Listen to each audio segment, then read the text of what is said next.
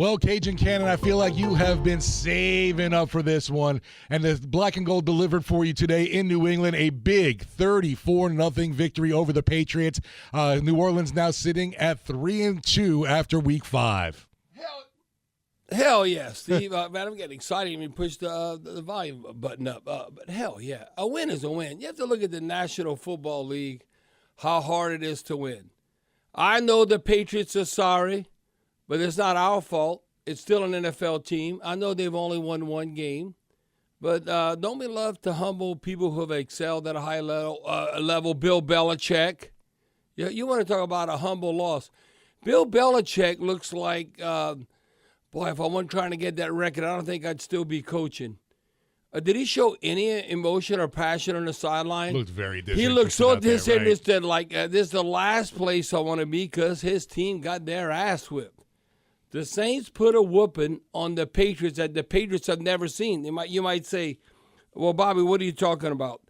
I think it was the worst. I think somebody might say the worst like home loss in Patriots history. Now, when I played against the Patriots, they weren't very good. They'd win 3 or 4 games. But then you look at all through their history and the ebbs and flows up and downs of an organization, they've never got whooped like the Who Dat Nation put on the New England Patriots. Boston Patriots, New England Patriots. All I know is, Steve, I'm kind of janky. And the Saints won.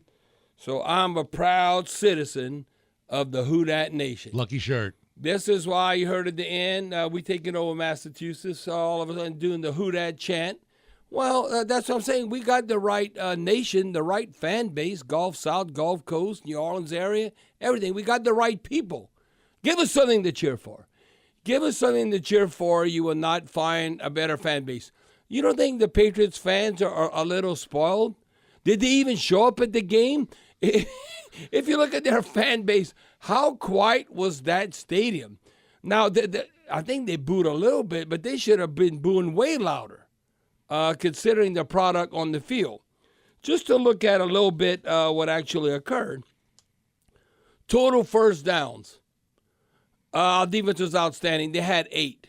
I remember we shut out the Broncos and the great John Elway and all. It was like 42-0 back in 1988. And I remember the Dome Patrol held the Broncos to 9 first downs.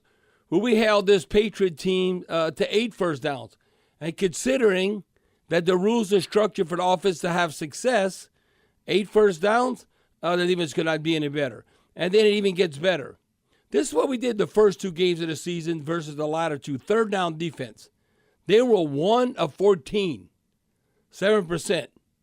That is outstanding. Now, offensively, I think we were functional, but we not doing what we need to do on a consistent basis. Now, baby steps, whatever. That's not good. We're only 5 of 15, 33%. We need to be it makes all the difference in the world. You might say, well, Bobby, what if we had 7 out of 15? Yes. 5 out of 15 is that's hell of a lot worse than if you're going 7 of 15. Now, you want to ultimately be like 8 of 15, 50% or more, but you got to be realistic. Finally, very good in the red zone. 3 of 4, 75%. You said, well, I want to be 100%. No, you know where you want to be 100%? Is goal to goal. There's a difference. Red zone and goal to goal. Now, if you got goal to goal, hell yeah, you got to will your way into the end zone, get a touchdown. We were 3 for 3. 100%. Red zone, we were 3 of 4. I came and looked at the Patriots. I don't think they even sniff. They were lucky if they would cross midfield. They're not sniffing the red zone. Great defense. We gave up a total, not in a half, but in a game, 156 total yards. Again, that's about giving up only 8 first downs. That is, I can tell you right now, the rest of the season will not have this good of a game defensively. It is that dominant when you look at those numbers. Now, we might, be maybe more opportunistic. Now, I don't know. We were taking away the football, intercepted, pick 6. So I don't know if we'll have a better defensive game, especially when you shut out an opponent. I don't care if it's the sorry Patriots right now. You still shut them out. Now, can you build upon this? It's good. Like, for instance, no one would have thought this before the season, let's say late August. The next team we play in the Houston Texans in Houston, we're going to have to pack a lunch. I'm telling you right now. That game, Houston's way better than right now than the Patriots. how the mighty have fallen without Tom Brady. It just goes to show you the impact. Now, we both got sacked a couple of times. We were +3 for the game. Now we +3 for the season. So after the Texans game, how about we be +5? I like that. I'm not going to ask for 3. How about just we'll get 2 more in the turnover margin that you're on the plus side going forward. Now, this doesn't even come into play. This is when you have a close game. Remember, I always tell you 9 penalties or 100 yards. That's like giving up a touchdown. Well, we had 12.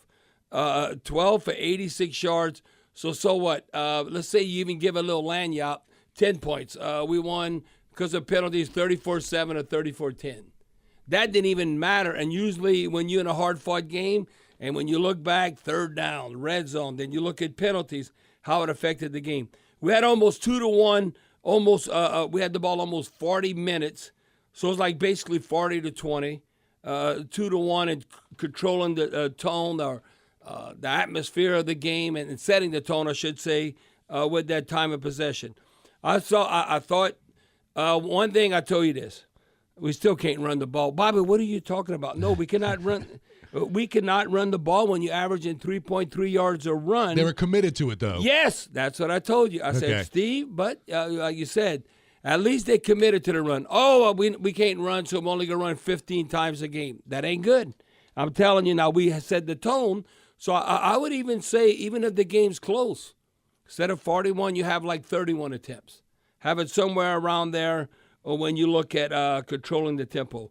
I'm looking at Derek Carr, 114, almost 115 passer rating. I thought he was efficient. One time he got sacked. I don't know what James Hurst is thinking. The A-gap, if the back's supposed to step up, or he just left. The shortest way to the quarterback, you never give that up. So really, Carr should have been sacked one time. The other time, he was making a sandwich back there. The offensive line blocked well long enough. Just held on to it too long. Yes, and he got sacked. So that would be a case where you look at it, offensive line gave up 2 sacks. No, the offensive line gave up 1 sack in their lack of communication. Well, you look at Mac Jones, you probably wish he was back at Alabama playing for the Crimson Tide. I thought the NFL would be a little easier. Well, right now, they hollering for Zappy. They want Zappy, the Western Kentucky cat. But Steve, none of them. Quarterback rating, Jones 30.5, and then Zappy had 42.4. But looking at how we utilized our talent and receivers, Michael Thomas. This is what I tell all you fantasy people and all. This is where Michael Thomas is at every game.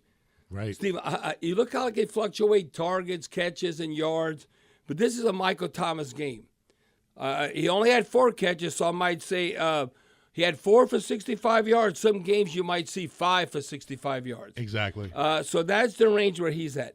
Alvin Kamara, 3 targets, 3 catches, 17 yards. Alvin Kamara ended up having 97 total yards from scrimmage. I always tell you I wish that number would be closer between 120 and 130. Yeah. I think 150 would be outstanding. But the ball I'd have to pick right now with the Saints, and I know Sneaky Pete and all, they're going to try and get his hands on the ball more, but I'm looking at Rashid Shaheed. He had 4 touches for 46 yards. Okay, can we somehow know you got 1 football, but he should at least double that, because if you look at Rashid Shaheed coming into the game, remember I told all-purpose yards, he's only behind Christian McCaffrey and ahead of Justin Jefferson. So, he's basically producing, but he had 4 touches, 46 yards. So I think Sneaky Pete and the offense, they got to give Shaheed more opportunities with his hands on the ball. Now, before I get to the defense, look at special teams. I thought this was Sweet Lou Headley. I thought it was his best game punting. Hallelujah, finally, right? Those weird punts sometimes, I don't know if they don't want to field it and where it's going to bounce, but a 44-yard average and 3 inside the 20. Lou Headley, best game as the new Saints punter, the 30-year-old rookie. The tatted up cat. Now, Rashid Shaheed, 1 punt return, 18 yards. I'm telling you, consider it all pro if you 14 plus. If you double digits, no, you're getting the job done when all that's said. Now, looking at on the defensive side, did y'all see the hit? I was going to say special teams. Also, shout out to Groupie. Yeah. Groupie 250-yarders, extra points. Yeah. Steve, I don't know how I missed I'll give him a little love to the kicker. No, you have to a lot of love. Yeah. You making a 50-yarder, no, that's not automatic. You know what you never want to, because you never want to miss on the 40. And you want to seldom miss. Okay, how's that saying? You never want to miss on the 40. You don't really want to miss like at 40, like 40 to 49, and then you get a little leeway over 50. So if you do that, so just look at like the chart. Yeah. And when the season is all over. Made a 53 and a 54-yarder today. Yeah, and then he made, so he's had 3 kicks over 50 yards, if I'm correct. Right.